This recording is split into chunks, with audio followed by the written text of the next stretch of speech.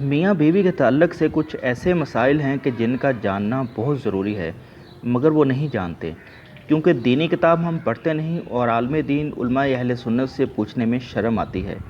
مگر عجیب بات ہے، مسئلہ پوچھنے میں تو ہمیں شرم آتی ہے، مگر وہی غیرت اس وقت مر جاتی ہے جب دلہا اپنے دوستوں کو اور دلہن اپنی سہیلیوں کو پوری رات کی کہانی کہہ سناتے ہیں۔ استغفر اللہ، معاذ اللہ۔ مسئلہ یاد رہے کہ شادی سے پہلے میاں بیوی اور اولاد کے حقوق کے مسائل سیکھنا فرض ہیں۔ حضرت سیدنا جدید بغدادی رحمۃ اللہ تعالی علیہ فرماتے ہیں کہ انسان کو جماع کی ایسی ہی ضرورت ہے جیسے غذا کی، کیونکہ بیوی کے طہارت کا سبب ہے۔ حدیث پاک میں آتا ہے کہ جس طرح حرام صحبت پر گناہ ہے، اسی طرح جائز صحبت پر نیکیاں ہیں۔ جب شوہر اپنی بیوی سے ہم بستری یا مباشرت کا ارادہ کرے، اور بالخصوص شادی کی پہلی رات جسے سہاگ رات بھی کہتے ہیں، اور اس کے بعد جب بھی تو شوہر کو چاہیے کہ ان آداب و طریقہ کار کے مطابق عمل کرے، انشاءاللہ شیطان کی دست برد یعنی مداخلت سے محفوظ رہیں گے اور نیک اور صالح اولاد پیدا ہوگی۔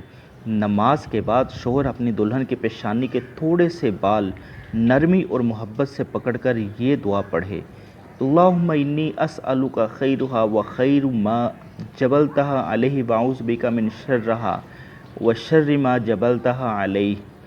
تو نماز اور اس دعا کی برکت سے میاں بیوی کے درمیان محبت اور الفت قائم ہوگی انشاءاللہ۔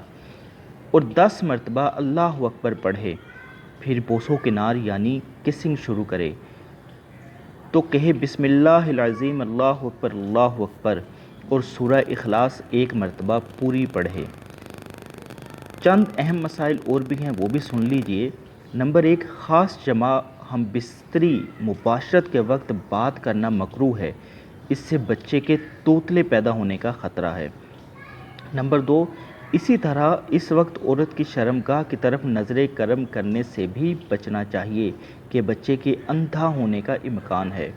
نمبر 3، یوں ہی بالکل برہنہ ننگے بھی ہم بستری مباشرت صحبت نہ کریں، ورنہ بچے کے بے حیا ہونے کا خدشہ ہے۔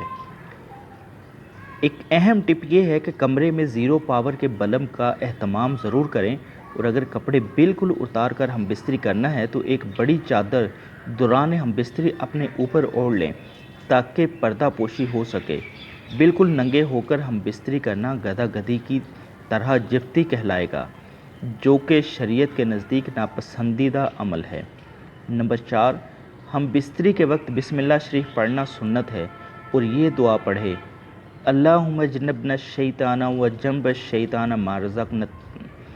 مسئلہ، مگر یاد رہے کہ سطر کھولنے سے پہلے پڑھے، اور سب سے بہتر ہے کہ جب کمرے میں داخل ہو تب ہی بسم اللہ شریف پڑھ کر دایاں قدم اندر داخل کریں۔ اگر ہمیشہ ایسا کرتا رہے گا تو شیطان کمرے سے باہر ہی ٹھہر جائے گا، ورنہ وہ بھی آپ کے ساتھ شریک ہوگا۔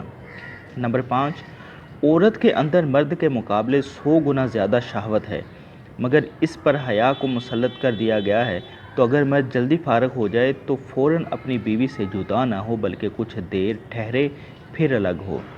نمبر 6، جماع کے وقت کسی اور کا تصور کرنا بھی زنا اور سخت گناہ ہے۔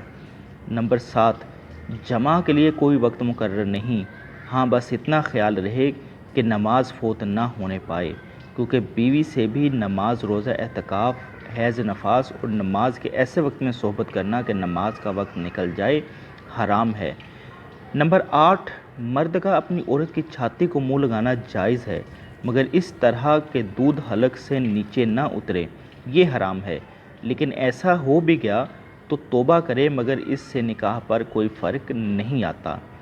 نمبر 9، مرد و عورت کو ایک دوسرے کا سطر شرمگاہ دیکھنا چھونا جائز ہے، مگر حکم یہی ہے کہ مقام مخصوص شرمگاہ کی طرف نہ دیکھا جائے کہ اس سے نسیان یعنی حافظہ کمزور ہونے کا مرض ہوتا ہے اور نگاہ بھی کمزور ہو جاتی ہے۔ نمبر 10، ہم بستری مباشرت سے فراغت کے بعد مرد و عورت کو الگ الگ کپڑے سے اپنا سطر صاف کرنا چاہیے، کیونکہ دونوں کا ایک ہی کپڑا استعمال کرنا نفرت اور جدائی کا سبب بنتا ہے۔ آج کل کے جدید دور میں ٹیشو کا استعمال نہایت آسان و مفید ہے، گھر میں ایک پیکٹ ٹیشو کا ضرور رکھیں۔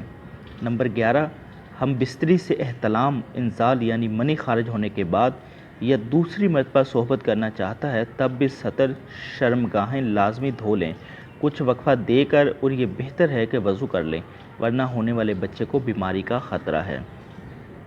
نمبر 12، جماع کے بعد لڑکے کی پیدائش کا ارادہ ہے تو عورت کو فوراً دائیں پہلو کروٹ لیٹنے کا حکم دیں کہ اگر نطفہ قرار پا گیا تو انشاءاللہ لڑکا ہی ہوگا، اور اگر لڑکی کی پیدائش کا ارادہ ہے تو عورت کو بائیں پہلو کروٹ کا کہیں اور عورت فوراً بائیں کروٹ لے لے اور کچھ دیر بعد لیٹی رہے تو انشاءاللہ لڑکی پیدا ہوگی، اور اگر اولاد کے حصول کا ارادہ نہیں ہے تو مباشرت میں انزال کے فوراً بعد عورت سیدھی کھڑی ہو جائے۔ جماع مباشرت ہم بستری کے کچھ دیر بعد مثلاً کم از کم آدھا گھنٹہ بعد غسل کر لیں، اس میں صحت و تندرستی بھی ہے اور مرتے وقت حضرت سیدنا جبرائیل علیہ السلام کی زیارت بھی ہوگی۔ نمبر 14، جماع کے فوراً بعد پانی پینا صحت کے لیے مفید نہیں، لہٰذا کچھ وقفے کے بعد پانی پی سکتے ہیں۔ 15، طبیب کہتے ہیں کہ ہفتے میں 2 بار سے زیادہ صحبت کرنا ہلاکت کا باعث ہے۔ شیر کے بارے میں آتا ہے کہ وہ اپنی مادہ سے سال میں 1 مرتبہ ہی جمع کرتا ہے اور اس کے بعد اس پر اتنی کمزوری لاحق ہو جاتی ہے کہ اگلے 48 گھنٹے تک وہ چلنے پھرنے کے قابل بھی نہیں رہتا، اور 48 گھنٹوں کے بعد جب وہ اٹھتا ہے تب بھی لڑکھڑاتا ہے۔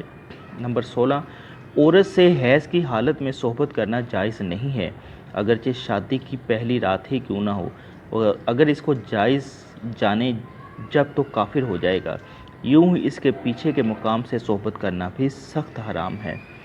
نمبر 17، مباشرت کے بعد حالت جنابت میں یعنی ناپاکی کی حالت میں اور حیض کی حالت میں عورت منحوس اچھوت بھی نہیں ہو جاتی، جیسا کہ بہت جگہ رواج ہے کہ کھانا بھی نہیں بنانے دیتے، برتنوں کو ہاتھ بھی نہیں لگانے دیتے، یہ جہالت ہے، بلکہ اس کے ساتھ سونے میں بھی کوئی حرج نہیں۔ ہاں، عورت کا حالت حیض میں اگر شہوت کا خطرہ ہو تو الگ سوئے۔ نمبر 18، قیامت کے دن سب سے بدتر مرد و عورت وہ ہوں گے جو اپنی راز یعنی پردے کی باتیں اپنے دوستوں کو سناتے ہیں۔ نمبر 19، عورت سے جدا رہنے کی مدت 4 مہینہ ہے، اس سے زیادہ دور رہنا منع ہے۔ نمبر 20، جو بچہ سمجھدار ہو اس کے سامنے صحبت کرنا مکروہ ہے۔ امید کرتا ہوں کہ آپ کو یہ ویڈیو ضرور پسند آئی ہوگی اور آپ اس کو اپنے دوستوں کے ساتھ بھی ضرور شیئر کریں گے۔ اللہ پاک میرا اور آپ سب کا حامی و ناصر ہو۔ اللہ حافظ۔